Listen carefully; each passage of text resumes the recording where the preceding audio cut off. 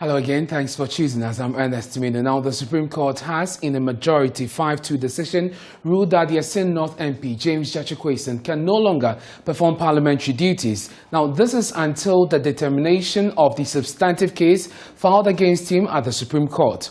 A Cape Coast High Court in July 2021 nullified the election of Mr. Kwesen after it found he owed allegiance to Canada when filing his nomination forms to contest the polls. Michael Ankuma Nimfa, a resident of the constituency who filed this election petition in January 2022, initiated another action at the Supreme Court. He urged the court to give effect to the Cape Coast High Court judgment and prevent a further breach of the Constitution by restraining the MP. The Supreme Court has ruled in his favor. John News correspondent Joseph Kablane engaged the lawyers for both sides after today's ruling.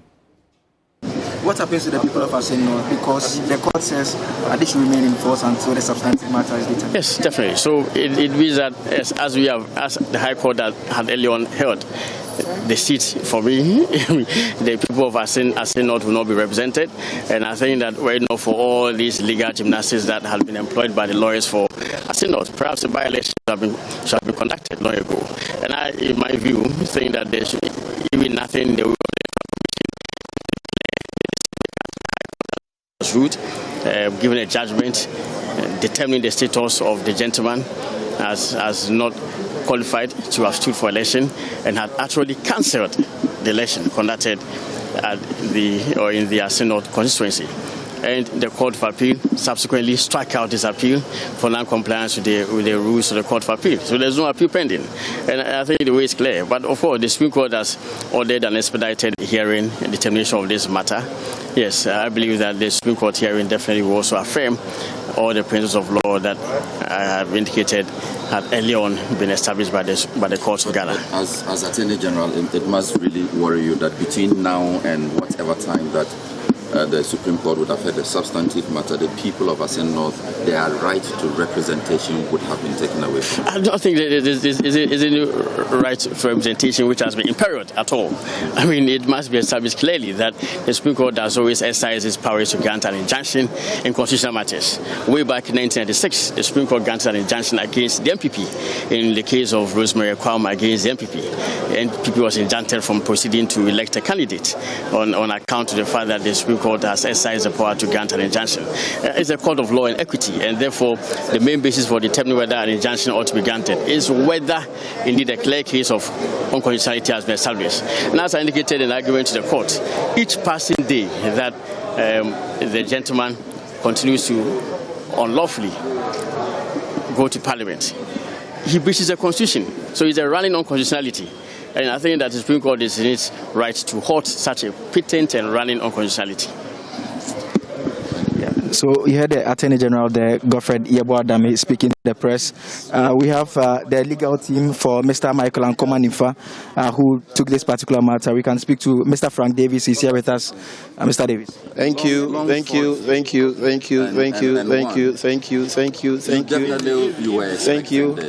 It's not a matter of me definitely expecting this. It's a matter of the Lord Justices of the Supreme Court having made a determination of the application which was before them. If you say that I knew this was coming, as if I'm a judge, I'm just a lawyer. I present my case before the court and the court rules. Indeed, I'm not a clairvoyant. Well, because of what we had put before the court, my expectation was that the constitution of the land will be upheld, and that the constitution of the land will be given its highest priority. And that is what has happened. One cannot involve in egregious breaches of the constitution and still go around holding himself as a citizen of this country.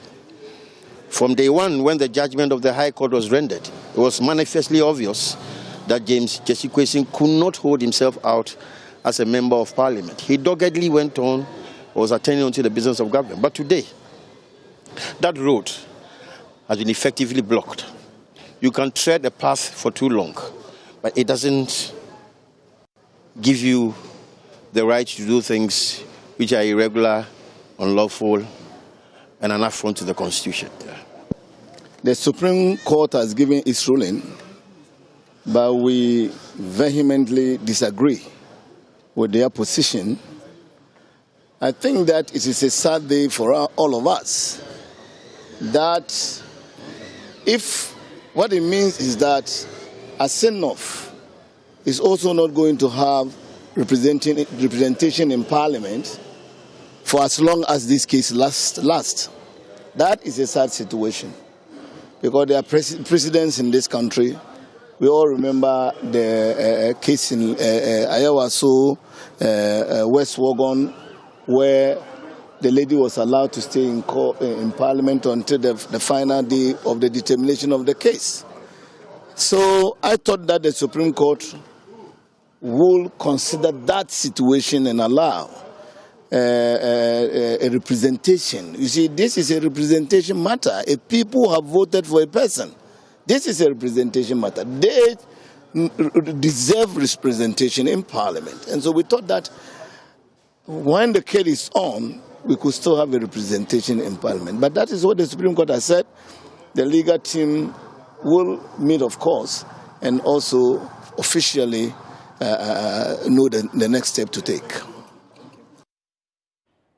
Let's stay in the court. The Kumasi High Court is due to hear the first witness in a case in which a lecturer at the Kwame Nkrumah University of Science and Technology's Petroleum Department is accused of kidnapping his wife, a Lands Commission official.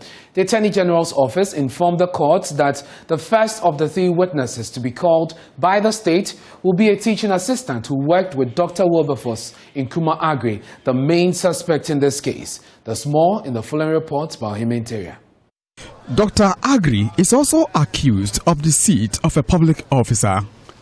He is on trial with 2 other people, including a man who claims to have found and sold Rodalyn Amuadakun's Infinix phone.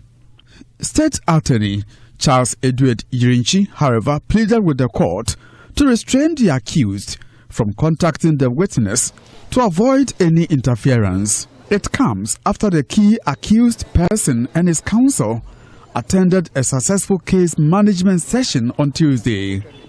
Rodalyn Amuadakun, the wife of Dr. Wilberforce Nkrumah Agri, has been missing since August 30, 2021. She is a mother of 2 who works for the Lands Commission's Kumasi office as a senior lands administrative officer. Dr. Agri was discharged after appearing in the Asokwa District Court on provisional charge of kidnapping, but was re-arrested to face new charges of kidnapping and deceit of a public officer in the Kumasi High Court. After many attempts by his lawyers, Dr. Agri, who has been held in prison custody, has been denied bail. State prosecutors provided all disclosures to defense counsel, including evidence they expect to use against Dr. Agri and the other 2 defendants during the trial. The court adjourned the hearing to April 26, 2022. Meanwhile, the family of the missing Rodalyn Amuadakun says it is satisfied. Away from the courts, fishermen, fishmongers and canoe owners along Ghana's coastal regions are kicking against the closed season announced by the Ministry of Fisheries and Aquaculture Development. According to them, the closed season only brings untold hardships to the fishing communities and does not contribute to the development of fisheries in the country. The fisherfolk are also accusing the ministry of allowing a cartel to take over the distribution of premixed fuel to the London beaches. They say the cartel at the district assemblies sell the premixed fuel to them at an exorbitant price, making life unbearable for them. They have been speaking at a news conference in Cape Coast. There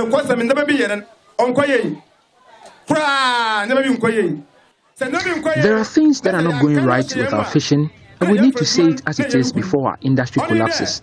Fishing is what our forefathers left us. We did not experience any change in the cruise season last year. We, the elders of the land, were not consulted when decisions were taken. Look at the conditions in which we find ourselves. We have lost our livelihood, only to hear again that the government is coming again with the close season.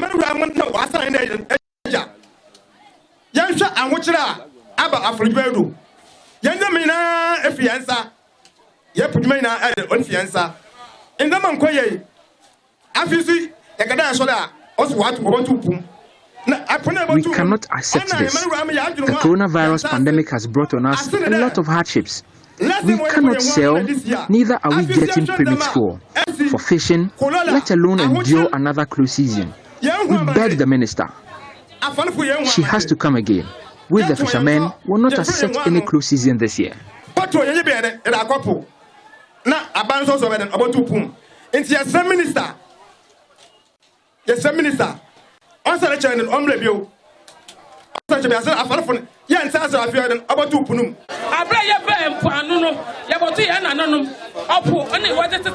We have spent our life doing fishing because that's what our forebears left us. That is what we have used to educate our children. We used to go with gallons to petrol stations to buy fuel for our fishing canoes. But today, we don't get any when we go there.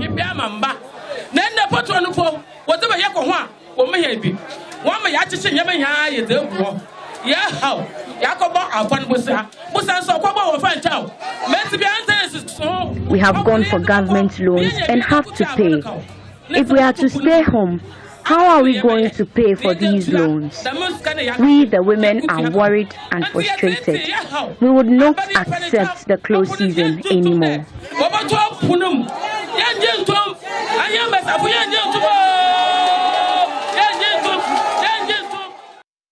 Now, premix administrators are the Fisheries Ministry. Nana Abrokwa Sari says the close season will only inure to the benefit of the fisherfolk, so they should remain calm and support the implementation of the ban. He spoke to my colleague Benjamin Akato on Newsdesk. Nothing has changed with regards to the implementation of the close season.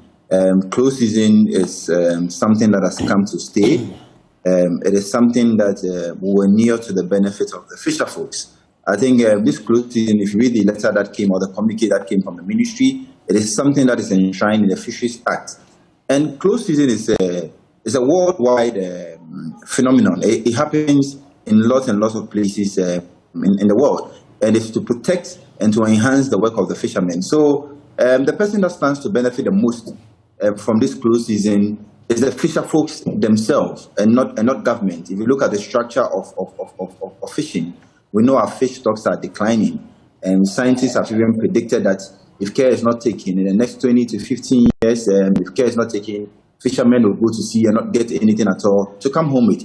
Even as I speak to you now, currently, fishermen go to sea and buy fuel, very expensive, and go for their fishing expedition and come back with almost nothing. So I believe that it beckons on us as a society to ensure that we protect the resources that God has given to us. I think it will be very sad to come in the next 15 years. And then I think government is doing a lot to alleviate the plight of fisher folks. In fact, if you look at the cost of premix fuel is sold for 7 cedis, 20 pesos, as opposed to, it's supposed to be sold for about 50 cedis. To situate this conversation in context, premix fuel is majority of 95% of premix fuel is super. So anytime fuel is increased on the world market, ordinarily premix fuel is supposed to be sold. So that notwithstanding, President of the Canoe Fishermen Association, Nana Kweja, feels adequate provision must be made to cushion their members' economic needs before the season is closed. The close season period coincides with the economic period of the artisanal fisheries, because in artisanal fisheries, July, August, September is the economic period. That is where fishers may catch. Now, it is within this period that the scientists say is the biological period, for which reason the close season should be observed as such. The question is, what adequate provisions are being made for to provide socio-economic support for the fishers within the close season period? Currently, we all know the economic situation in the country and the associated rising costs and hardship. The question is, what adequate provisions have been made to contain the fishers, to support the fishers within the period that they are observing this close season? The next thing is that we are doing the close season so that the fish reproduction can go on. The question is, how adequately have we planned to address the illegalities that are driving the collapse of the fishery? because we have the harvesting of juvenile fish across all sectors, with industrial sectors, these trawlers harvesting juvenile fish, landing them at the port, putting them in cartons and freezers, which are to be sold by the coastal operators. The question is, how are we addressing this illegality?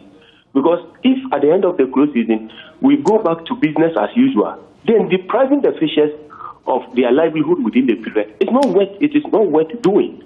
So these are some of the concerns that the fishers have. As we speak, we have had challenges with supply of premise due to internal and then external factors. So even within this period, going to fishing has been difficult. Now we want the fishers to adequately prepare for the cruise season. But the question is, we are being challenged as to our ability to go for fishing within this period. How then do we prepare to contain ourselves within the cruise season period? So out of these economic issues, I wouldn't be surprised the fishers coming out to voice that they wouldn't implement.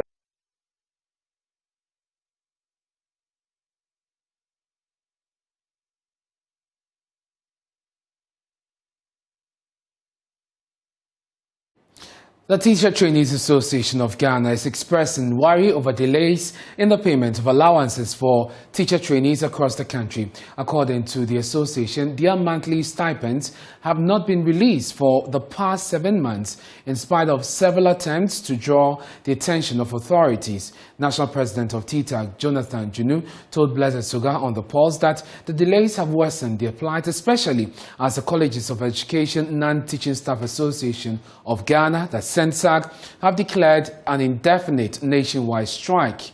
TTAG says all options, including a demonstration, are on the table to mount pressure on government.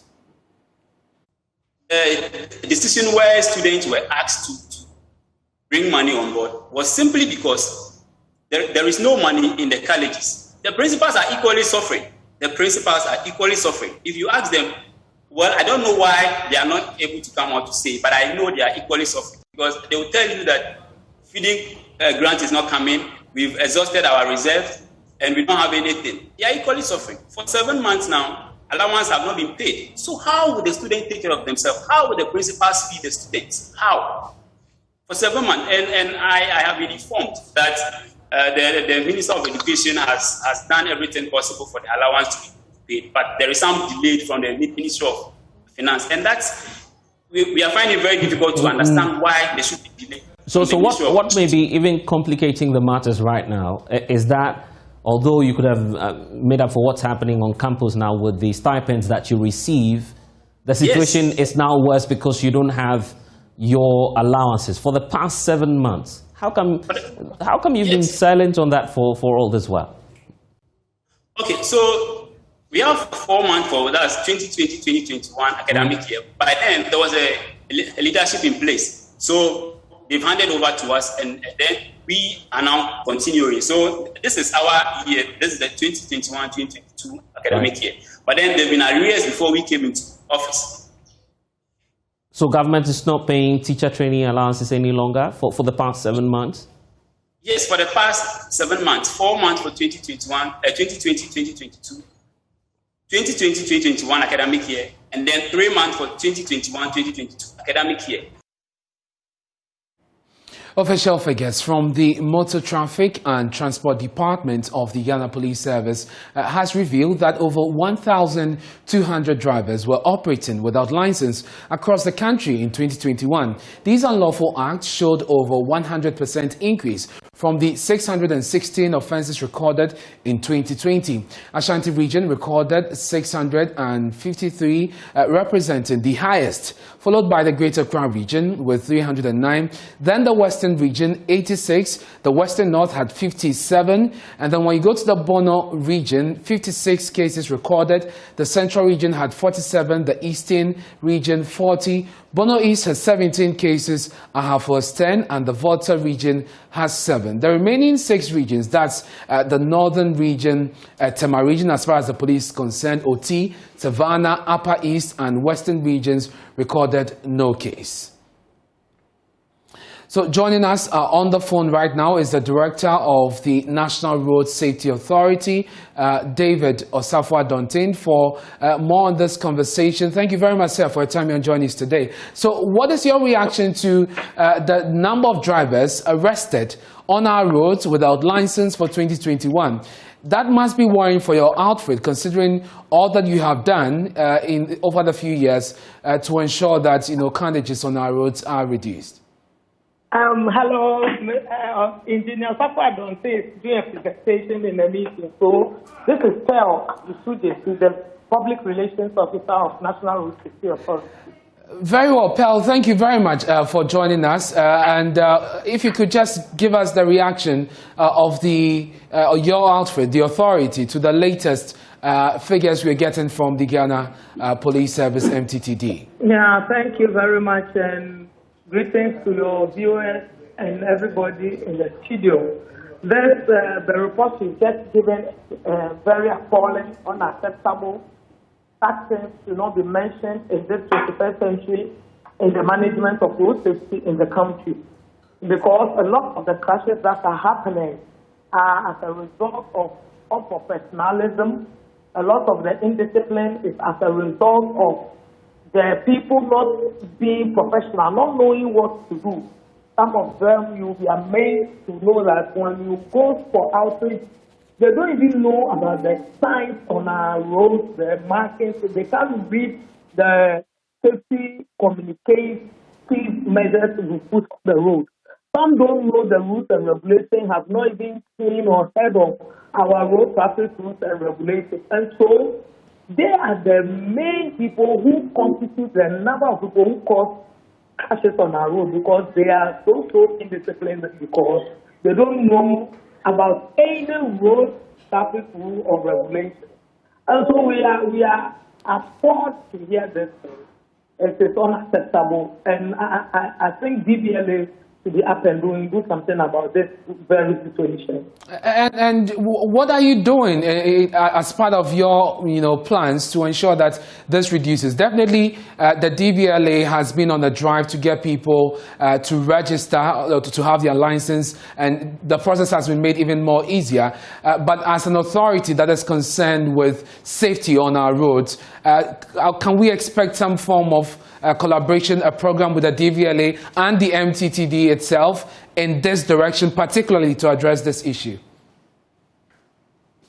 Doing is that we realize that the drivers who don't belong to a union, especially, who are on the highways just loading anywhere, they are so much the corporate in this regard. And so we are making every effort to bring them under a union when our LI, which will make our mandate operationalized, is passed by Parliament, which is always almost at Parliament. If it is passed, we'll make sure we enforce the law of them being under a union, so that the monitoring system will be easier. Secondly, as we did for unprescribed lamps, when we collaborated with the DVLA and the MPCD of Ghana Police Service to pull down all unprescribed lamps on the road, and yet about to continue with that operation. We will likewise go into this operation again and collaborate with those major stakeholders, and then do an operation on our highways with the support of Ghana Police Service, DVLA, and our road safety inspectors, and make sure that all those who are violators of this law, not having licenses, both private and commercial drivers, who are applying our roads and causing a risk to the many innocent road users, will be faced up. Thank you very much for your time. That's Madam Pearl Jesida speaking to us here on Joy News today. We've been bringing you more on this in our subsequent bulletins. You're watching Joy News today with me, Ernest Mini. We're taking a break. When we return, we have more stories for you, plus the latest in business, sports, and showbiz. Don't go away.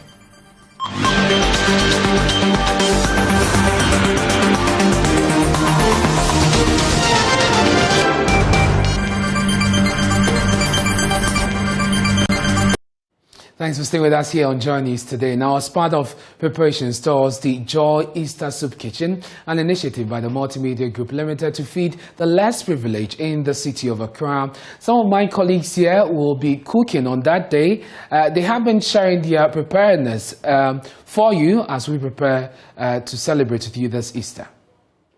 I'm really eager to cook something on Sunday. Unfortunately, I tried my hands on jollof last night. It didn't come out well, so I've decided to change my mind and join those who are working on the eggs. But I think I'll be able to do that. I tried the eggs and it really worked for me, so I want to be part of the egg team. This year, we are just asking, people to expect a lot of love from us, because what's going to happen is that our team members were coming together to cook the food, which hasn't happened before. Usually we'll get caterers to cook the food, we'll package, and then we will go and distribute. But this time around, right from going to the market, chopping onions, preparing the stew, frying the chicken, doing the jollof, packaging it, and going to distribute it, we're doing everything from scratch ourselves. Of course. We're going to get some professional caterers who will join us so that we make sure that the food we're cooking is, on point. But all the hands that will be cooking the food, preparing and packaging and everything will be us. And we're very happy to be doing that for our brothers and sisters, within our catchment area. Max Fugger tells me it's supposed to be palm-nut soup. And so you are covered. Insurance has covered all of you. Good food. Come and enjoy. That's all you need. We expect this Sunday to be really exciting. I grew up with my grandmother, and I was, a kitchen boy. I did a lot of work in the kitchen, so I know how to cook a lot. And I've not done it publicly before. And so, if you like, this Sunday will be when I launch my career as a chef. My side hustle as a chef. And so, from Apapransa to Katikonto to Abekonto to what Dikpele, and you know what Dikpele? That one. And of course we'll be having snacks, brode to twine and the art cheese. You've not tried it before, don't worry. This Sunday come and join us, and we'll show you how we do it. And of course, I'll be here as well, joining the team to feed you and to celebrate with you as well. But in line with the event, Niche Cocoa Industries Limited has presented 41 cartons of Niche chocolate drink worth 12,000 Ghana cedis to support the initiative. The managing director of the company, Lloyd Ashley, tells Joy News the motive for the donation is to show love. As Niche, the biggest processor of cocoa in Ghana, we found it right that it's an opportunity for your Easter Soup Kitchen to provide chocolate drinks for the people that you'll be visiting, and also to give them the opportunity for a healthy drink. Most of these people don't even have access to this drink. Ghana imports almost everything chocolate. So part of our corporate responsibility is to provide it evenly for everyone. So as we are donating almost 4,000 pieces, we are hoping that they would acquire the taste as well and also get a healthy drink, because chocolate is essential. Chocolate has a lot of health benefits that people don't know. So this is our small way of contributing for your yearly Easter Soup Kitchen. So it's definitely not late for you corporate bodies out there who want to be part of this Joy Easter Soup Kitchen. Definitely your donations and your support is very much welcome. And for you individuals as well, join us on Sunday as we celebrate Easter and share love. This is Joy News Today with me, Ernest Minu. We're taking a break. We have more.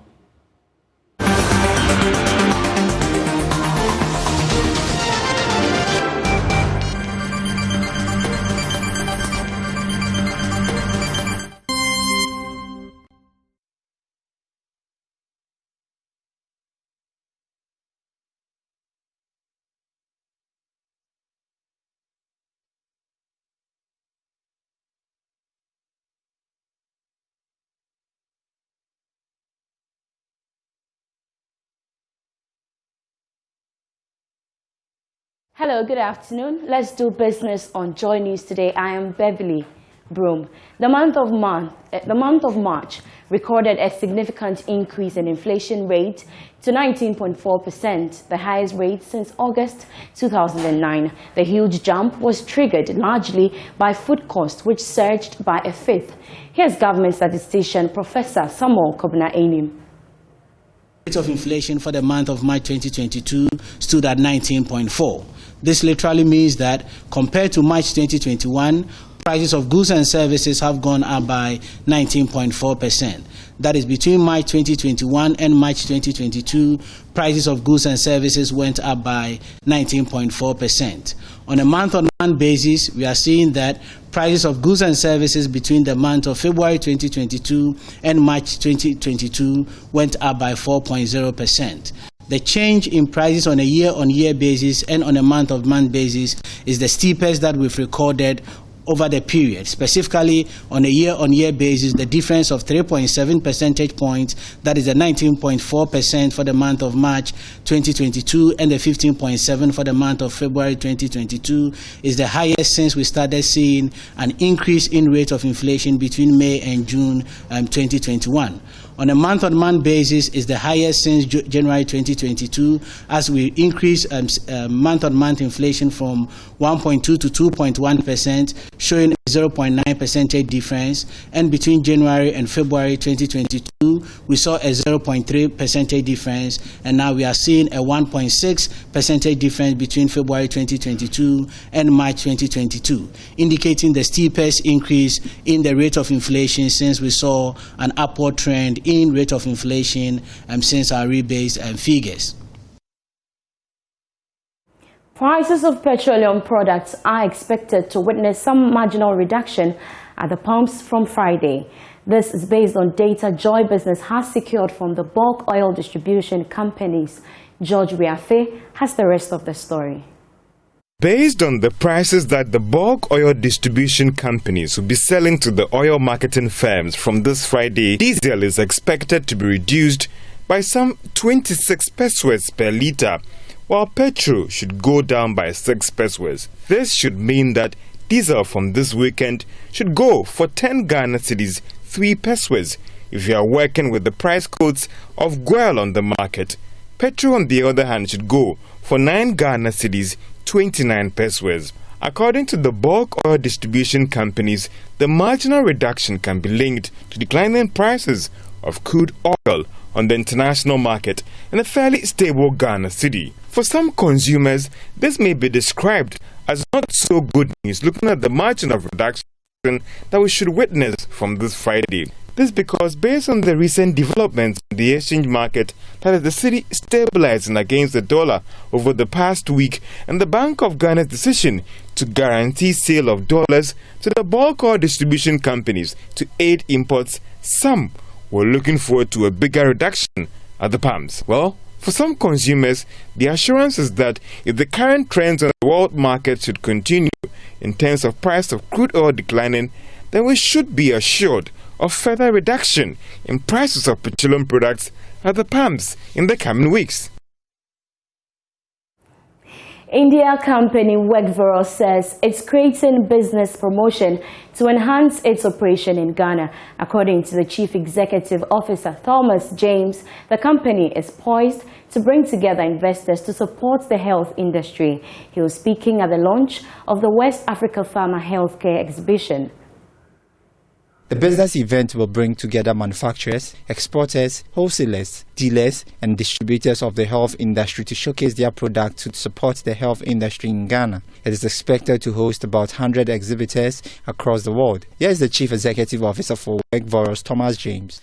A complete international exhibition for the pharmaceutical, medical and healthcare space, the sector, the industry in Ghana, wherein we endeavor to bring in all channel partners and stakeholders and also all valuable key chain or supply chain suppliers to the table to meet with the Ghanaian industry, Ghanaian healthcare industry in 3 days in April in your country in this month. As an opening note, I would like to invite all stakeholders and industry members, including the hospitals, the private healthcare facilities, the pharmaceutical importers and distributors, the pharmaceutical chains, and also the pharmaceutical manufacturers in Ghana to come forward, participate and visit in our exhibition and meet with our exhibitors from different countries. He further indicated that companies are willing to invest in Ghana's health industry. But as I mentioned, we are having some of the companies who are into pharmaceutical manufacturers exhibiting in the show. Some of them are themselves interested to set up their own manufacturing in this country. As you know, Ghana is very much enlightened, enlisted, and of course taking the headquarters of the AFTA, African Continent Countries for Free Trade Agreement. So, Ghana enjoys a preferential space in the entire region and in the African country. The West African Pharma Healthcare exhibition takes place from the 27th to the 28th of April. That's all for business. We have more business stories when you log on to myjoyonline.com/business. Next is sports.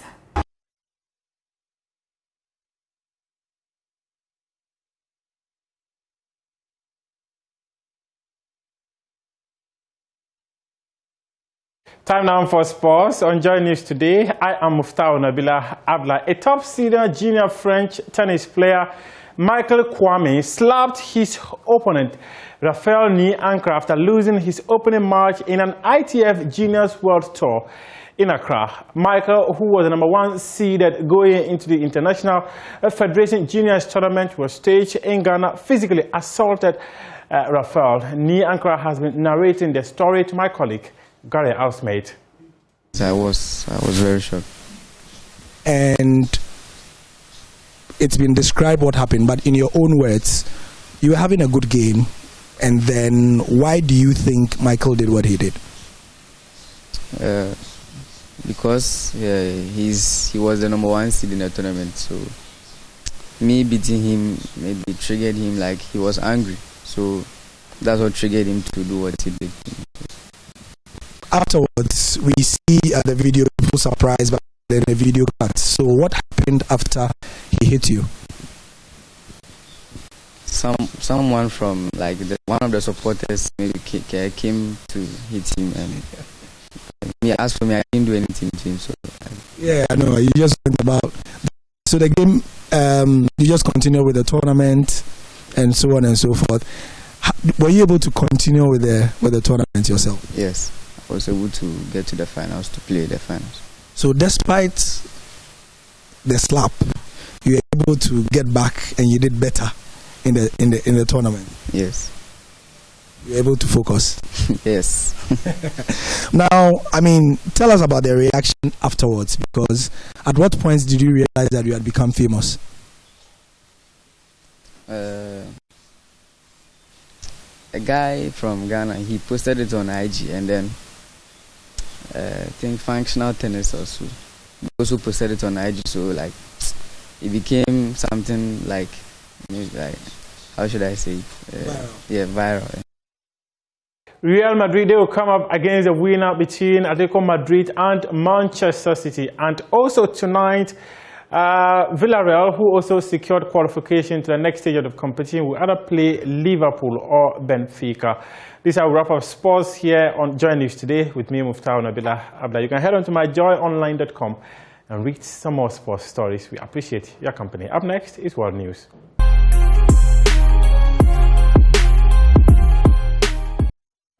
Time now for Showbiz. My name is KMJ. Musician Kiddy has recanted days he used to perform 4-hour live band for only 50 Ghana cedis. This revelation he made on Showbiz A to Z over the weekend with George Quay. It's a boys' school, so you cannot do those Mr. Romantic things there too much. No. The boys, the seniors, them time then go enter studio, go and do their rap songs. I'll follow them, do the hooks, do ad libs. When they come on stage, I'll join them. The singing chorus, just singing chorus in schools. Went to uni. Obviously, Charlie, uni boy, the parents, the money your parents they give you is never enough, because Charlie, if you take some girl out on a date, it no be the money they give you. So I had to do extra things to get money, like performing there's this shop in Osu, Pinocchio, right? Every Thursday, me and my boys used to go there with our guitars, go and play from 11 to from 7 to 11, and they go give you 50 Ghana, 50 Ghana, 50 Ghana. Charlie, 4 hours of guitar, your fingers all the bash, you go take 50 Ghana home. And we liked it because it was some small extra money. You know, we do that at different spots. Usumo, we used to go and do that there. Every pub, every club, Republic, we have performed for that place or Charlie with my guitar and piano. You know, until 2015, I got the privilege to join MC and Hitmaker, and then I was privileged to win as well. So that's where the beginning of the rest of my life started. I got signed to Lynx, and even that crash, I got signed. It wasn't just, you know, there was still like, you know, hurdles to jump to finally come out with a big song, you know, and then keep in that same light. So it's not been an easy journey, but we thank God that we're here today. And that was Kitty on Showbiz A to Z. In a related development, musician Songbird Jackie has recounted moments where she's been motivated in life in doing music, and she gives credit to her dad and, of course, the family for the support they've given to her over the period. No, my dad never did. He has always been super supportive. It kind of came up to him as a surprise because he knew I loved music, but he didn't know there was something different. Even sometimes when I send some songs to him to listen, he's like, "Who wrote the song?" And I'm like, "I wrote it." He was like, "Hey, so you know all these things, like, do you understand?" I think it's part of the reasons, it's part of the little things that gives me motivation to continue. Because if I was doing music and my family wasn't fully supportive, I don't think I would be able to continue to this point. Because if you're supposed to be doing music and you go home and nobody is happy about it, there's nothing that is giving you that enthusiasm. And that will be all for Showbiz. For more news, log on to www.majoronline.com. My name is KMJ. Thanks for watching. And that's our show for this afternoon. Many thanks for your company. Please log on to myjoyonline.com. You find many stories there, including our top story: Supreme Court stops Assin North MP from performing parliamentary duties. My name is Ernest Mino. Up next is Marketplace. Stay tuned in.